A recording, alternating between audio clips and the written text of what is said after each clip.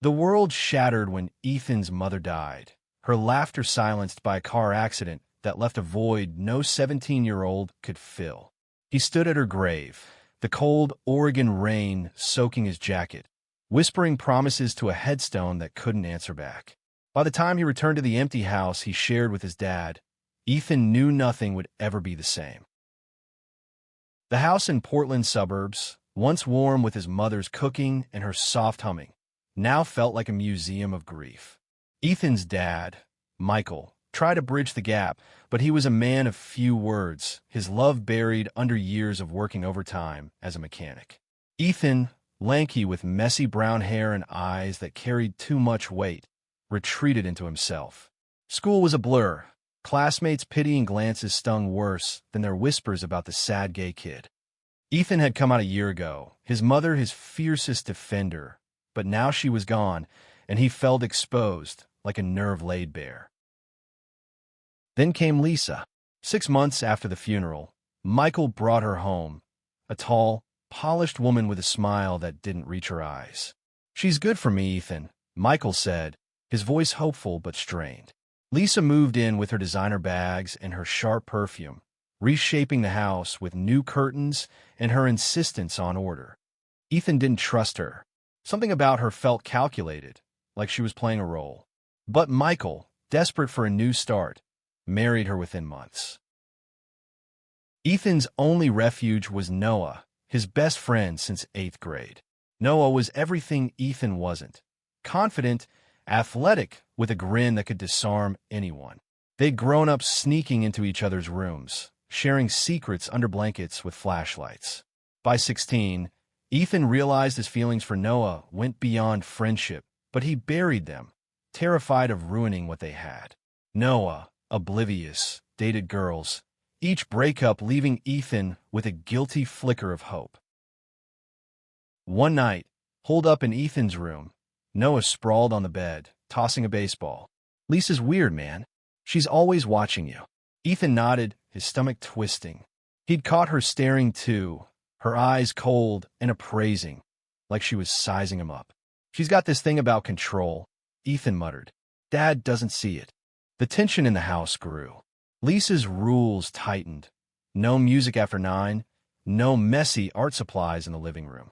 Ethan's sketches, once pinned proudly on the fridge by his mom, were relegated to his room.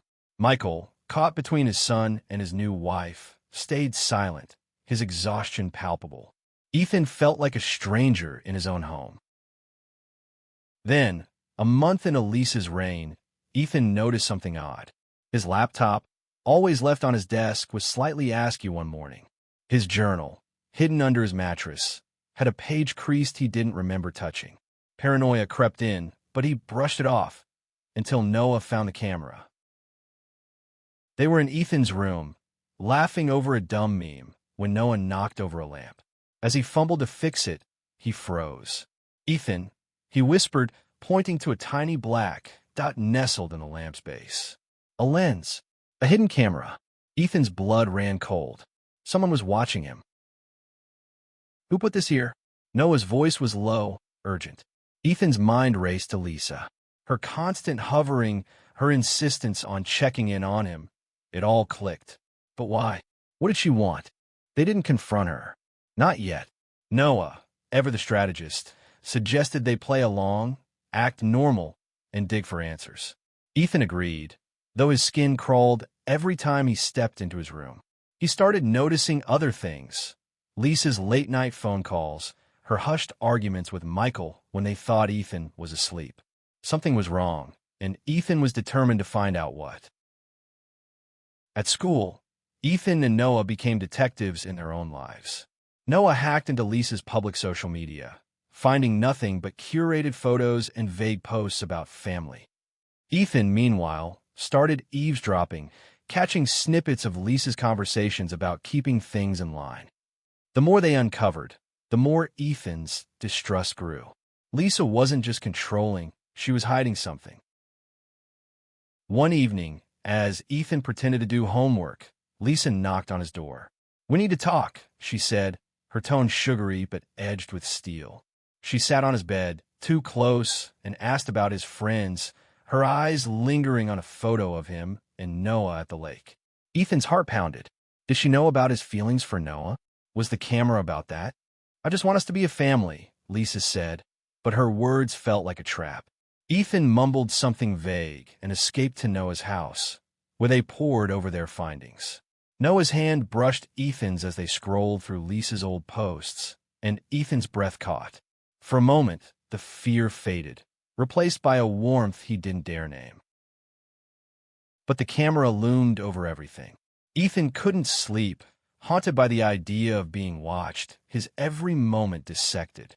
He and Noah decided to set a trap of their own. They planted a fake note in Ethan's journal, hinting at a secret meeting at the lake. If Lisa took the bait, they'd know she was spying.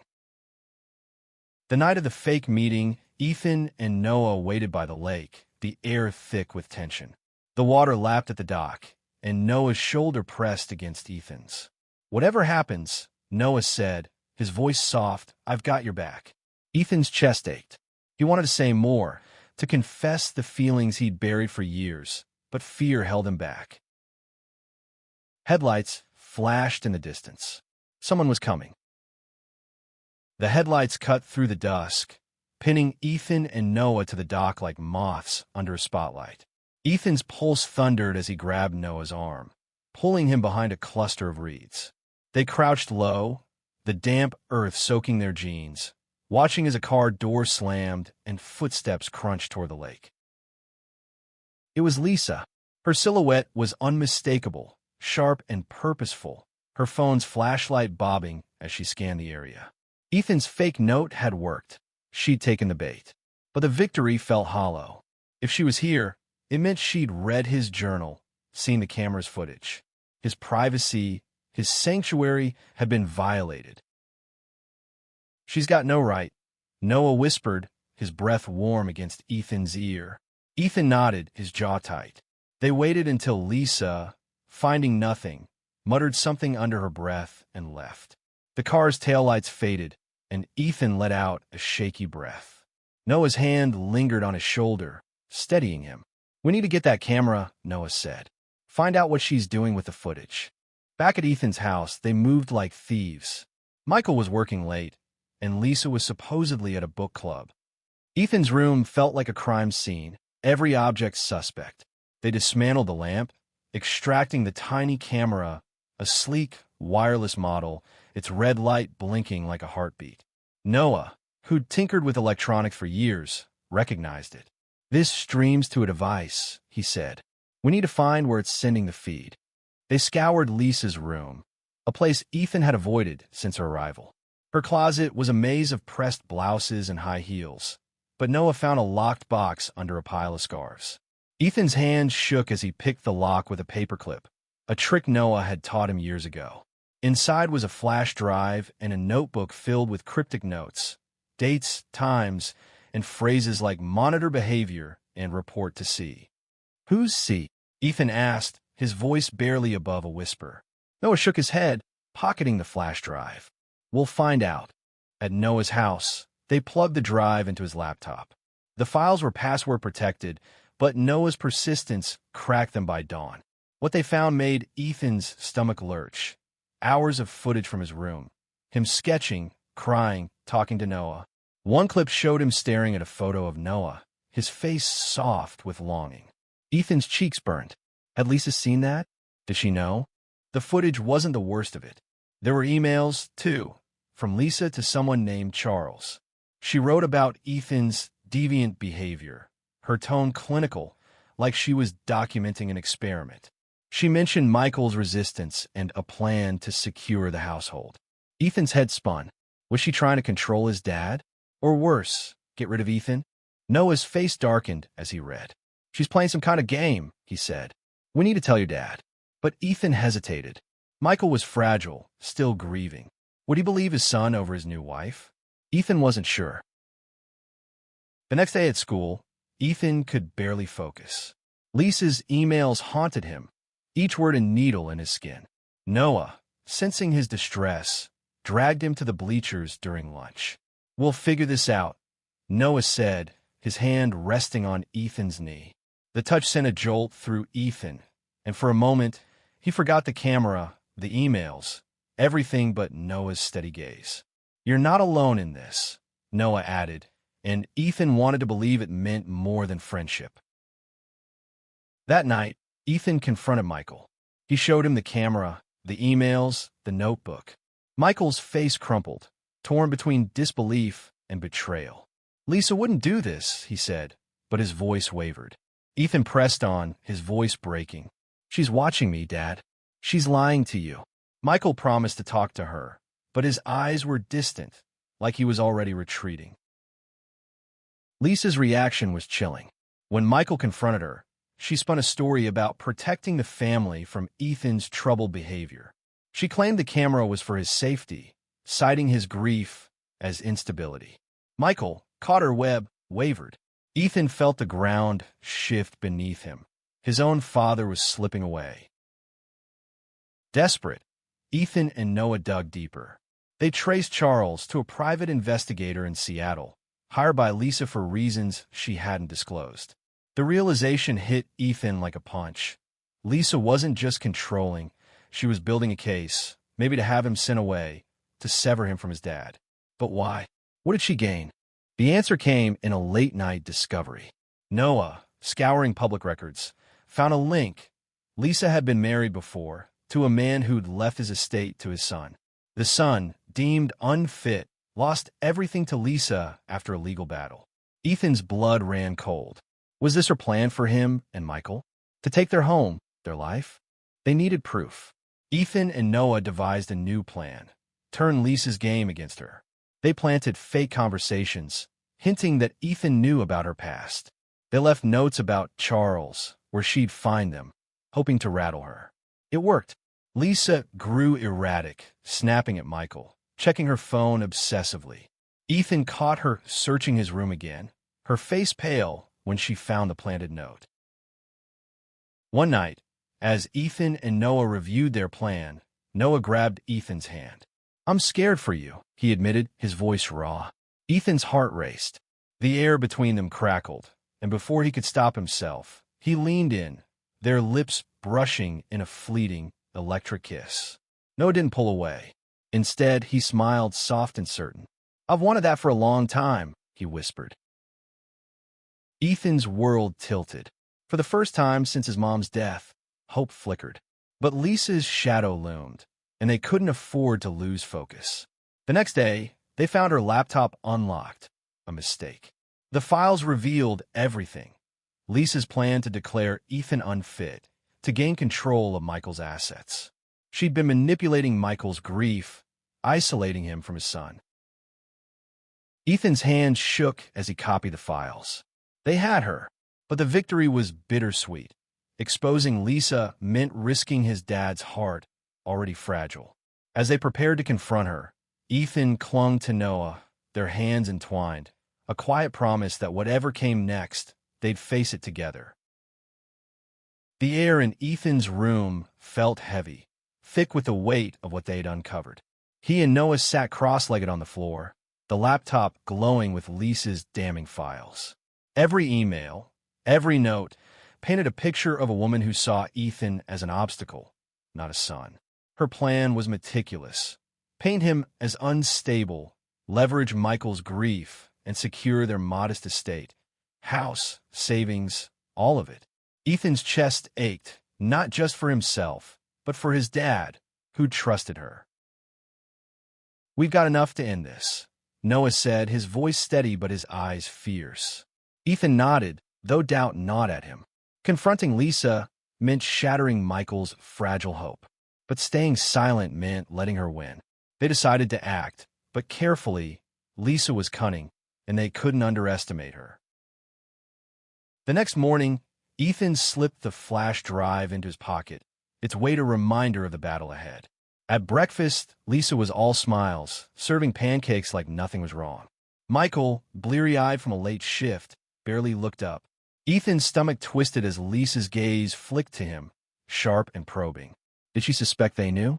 School was a haze. Ethan and Noah skipped last period, hiding in the library to plan.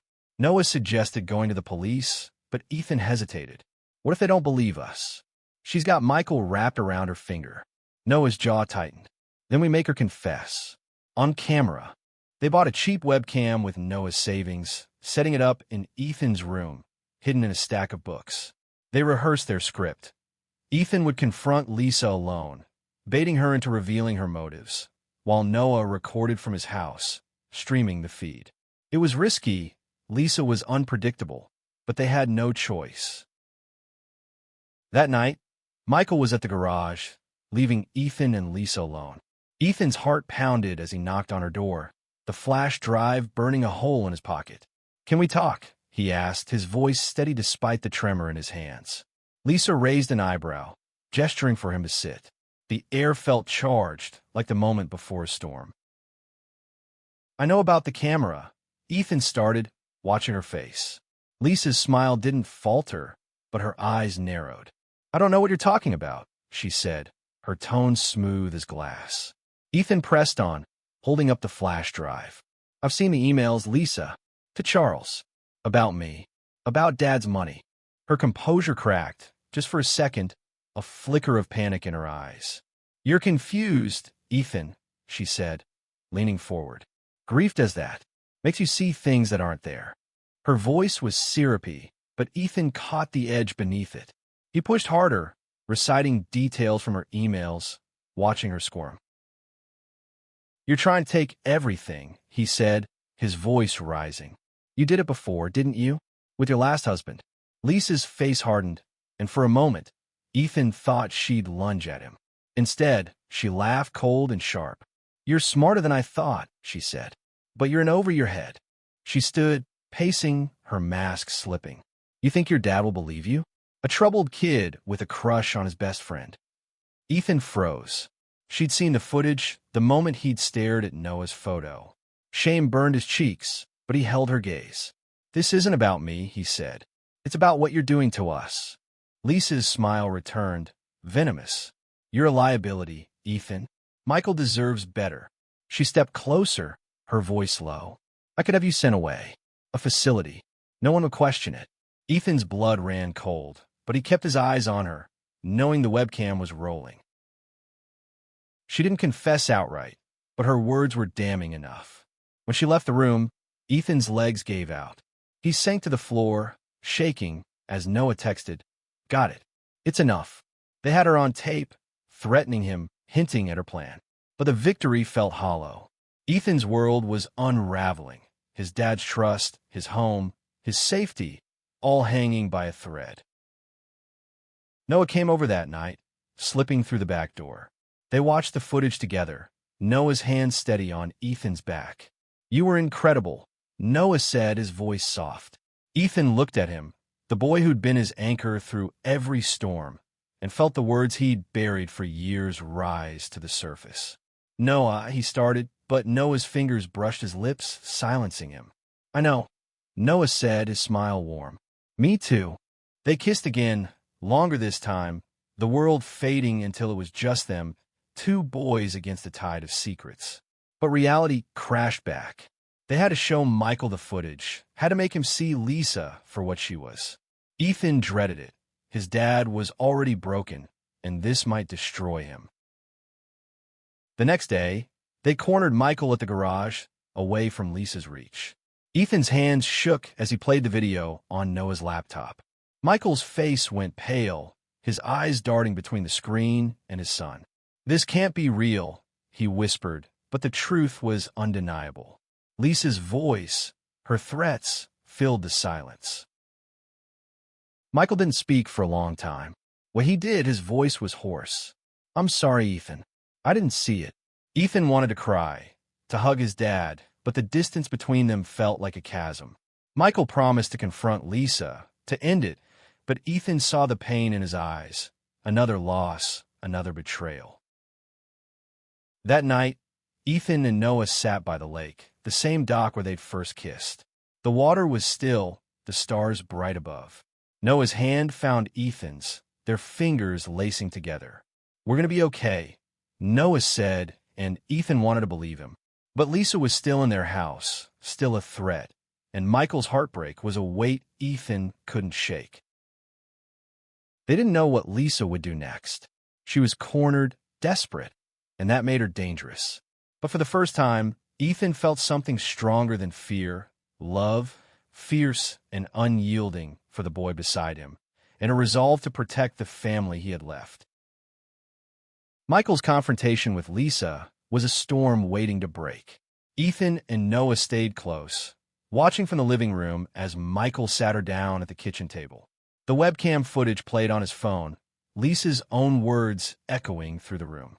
Her face drained of color, but she didn't flinch. "You're blowing this out of proportion," she said, her voice calm, almost rehearsed. "I was protecting Ethan. He's been struggling." Ethan's fists clenched. Noah squeezed his hand under the table, grounding him. Michael's voice trembled as he spoke. "You spied on my son. You threatened him." Lisa's eyes darted to Ethan, cold and calculating, before softening into a mask of concern.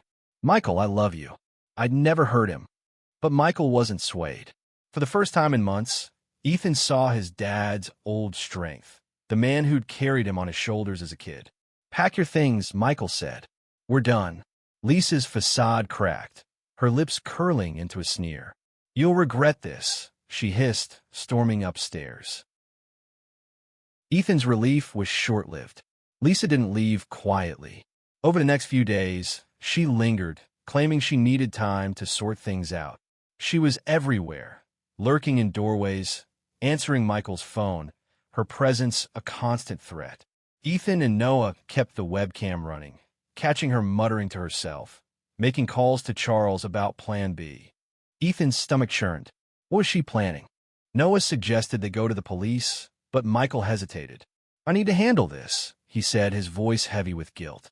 Ethan wanted to trust him, but doubt lingered. Lisa was slippery, and Michael's heart was still raw. Ethan and Noah took matters into their own hands, digging deeper into Charles. A late-night search revealed he wasn't just a PI. He had ties to a shady legal firm known for manipulating custody cases.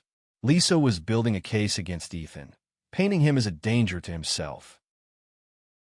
The realization hit Ethan like a wave. She wasn't just after money. She wanted control, maybe even to have him committed. The thought of losing his freedom, his dad, his life with Noah, was unbearable. He broke down in Noah's arms, sobbing into his shoulder. "I can't lose you," Ethan whispered. Noah held him tighter, his voice fierce. "You won't. I promise." They decided to fight fire with fire.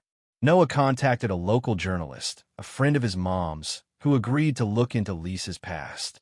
Meanwhile, Ethan planted more fake notes, hinting he'd found a lawyer to counter her. Lisa grew paranoid, her calls to Charles frantic. One night, Ethan overheard her arguing on the phone. "If Michael fights me, we'll lose everything." It was the confirmation they needed. She was scared. But Lisa wasn't done. One morning, Ethan woke to find his sketchbook gone, the one filled with drawings of Noah, his mom, his dreams. It was his heart on paper, and Lisa had taken it. He found in her car, pages torn, a note scrawled in red ink. "You're not safe." Fear turned to rage. Ethan was done hiding. He and Noah set a final trap. They leaked a fake story to Charles, claiming Ethan had evidence of Lisa's past fraud. They rigged another camera in the garage, where Lisa often took calls. Late that night, she took the bait, screaming in her phone about cleaning up the mess and getting rid of the kid. The footage was gold, undeniable proof of her intent. They showed it to Michael, who broke down, tears streaming down his face. "I failed you," he said, pulling Ethan into a hug. It was the first time they'd touched in months, and Ethan clung to him, the ache of his mom's loss mingling with relief. Michael called the police, and Lisa was questioned. She denied everything, but the evidence was overwhelming. The police seized her laptop, her notes, her phone. Charles, facing exposure, turned on her, revealing her history of scams. Lisa was arrested, charged with invasion of privacy and attempted fraud. The house felt empty without her, but it was a clean emptiness, like the air after a storm. Michael and Ethan started talking again, slow, halting conversations about grief, love, and the future. Michael apologized for not seeing Lisa's true colors, for letting Ethan feel alone. "You're my son," he said. "That's enough." Ethan and Noah grew closer, their relationship no longer a secret. At school, they faced whispers and stares, but Noah's hand in Ethan's was a shield. One afternoon, they returned to the lake, the dock where it all began. Noah pulled Ethan close, their foreheads touching. "We made it," he said, and Ethan smiled, the weight of the past months lifting. But healing wasn't instant. Ethan struggled with trust, with the violation of his privacy. He started therapy, Michael joining him for sessions, rebuilding their bond. The sketchbook was gone, but Ethan began drawing again, filling new pages with hope, with Noah's laugh, with his mom's memory. The lake became their place, a sanctuary where Ethan and Noah could be themselves. They talked about college, about leaving Portland but staying together. Ethan felt his mom's presence there, in the water's ripples, in the wind. She'd fought for him to be himself, and he was honoring that, loving fiercely, living bravely. The courtroom was cold, its fluorescent lights casting harsh shadows on Lisa's face as she sat, composed but pale, during her hearing. Ethan watched from the back, Noah's hand steady in his. The evidence, webcam footage, emails, Charles's testimony, was a tidal wave, washing away her lies. She pleaded guilty to lesser charges, avoiding a trial, but the judge's words were clear. She'd violated a family, preyed on their grief. Lisa was sentenced to probation and restitution, ordered to leave Portland. Ethan felt no triumph, only a quiet relief. She was gone. Back home, the house began to feel like theirs again. Michael took down Lisa's curtains, letting light flood the living room. Ethan's sketches returned to the fridge, a silent promise of new beginnings. Father and son ate dinner together, talking about small things, baseball, Ethan's art, his mom's favorite recipes. The silences weren't heavy anymore. They were spaces to heal. Ethan's relationship with Noah bloomed, no longer shadowed by fear. They went public at school, holding hands in the halls, ignoring the stares. Some classmates warmed to them, others didn't, but Ethan didn't care. Noah was his constant, his courage. They spent weekends at the lake, planning their future. Art school for Ethan, engineering for Noah, maybe a shared apartment someday. The dreams felt real, tangible, like the warmth of Noah's skin against his. Therapy helped Ethan untangle the knots of his grief and betrayal. He talked about his mom, her fierce love, her acceptance of who he was.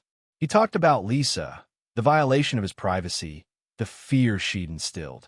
The therapist listened, guiding him to forgive himself for not seeing her sooner, for feeling weak. Michael joined some sessions, his voice breaking as he admitted his failures. "I should have protected you," he said. Ethan reached for his hand. "You're here now."